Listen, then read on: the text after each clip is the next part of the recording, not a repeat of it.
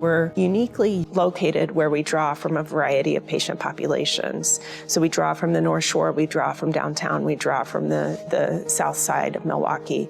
And each of these populations has unique needs. And our community outreach programs really fill in some of the gaps where at the hospital we can provide excellent medical care, but our community outreach programs are really what provides a network of support for a lot of these patients.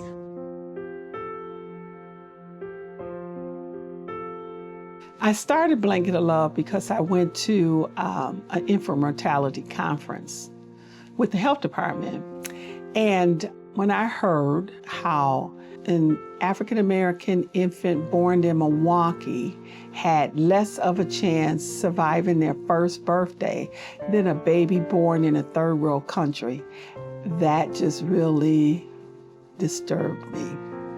So we're gonna go back up. She planted 8 tulips last week. We're gonna put 8. I was full of life, just always wanted to be a parent because I looked up to my mom and, you know, just how strong she was with me and my siblings. And I admired that. I got sick and I just was curious, so I just took a pregnancy test and it came back positive. So I took 6 more and they all came back positive. So I'm like, well, let me go get a second opinion. And I went to the doctor and he was like, well, you're pregnant. It was mixed feelings, to be honest, because my first pregnancy was just a lot. I faced a lot of challenges with my daughter. Just being pregnant and going through stomach surgery and being on bed rest at 5 months, I didn't know how to feel with this pregnancy right away.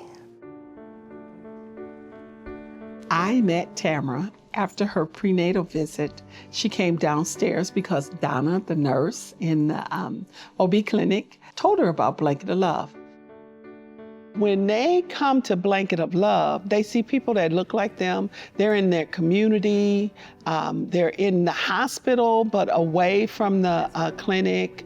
They're in a comfortable space where they feel comfortable, they feel like they're at home, and they share things that they normally wouldn't share. When Tamara first came to Blanket of Love, she was very nervous. She was very nervous because during her first pregnancy, she ran into a lot of health issues that actually put her pregnancy at risk. And we saw a lot of things. She was very insecure that she would have enough financial support, enough clothes, enough equipment, you know, pack and play and everything for the infant. When we told her that we could help her with that, we're here to help her, support her during this pregnancy, and that we'll be there for her. And it doesn't take much to make her laugh. And through her laughter, she became healed. You wanna help?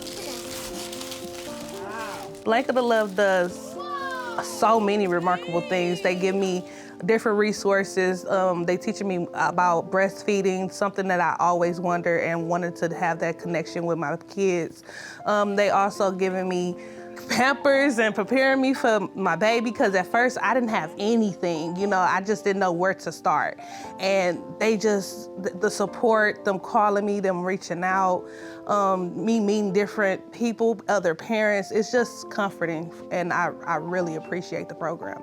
Okay, so this total carb is 16. Mm-hmm. That's only one, because it's 15 grams per carb. Right. It actually helped me in so many different ways. I have gained so many different knowledges as far as prenatal care, helping me get prepared for the new baby, even settle certain fears that I once had with just my first pregnancy.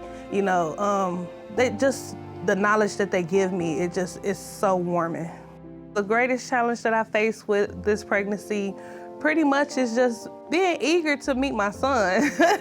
Other than that, the fears that I once had, I don't have them anymore. And I have to thank Blanket of Love for that. There will always be a need for Blanket of Love, because really the need will never end. We always have women having babies that are in poverty and they need help. And we will always be there to serve them.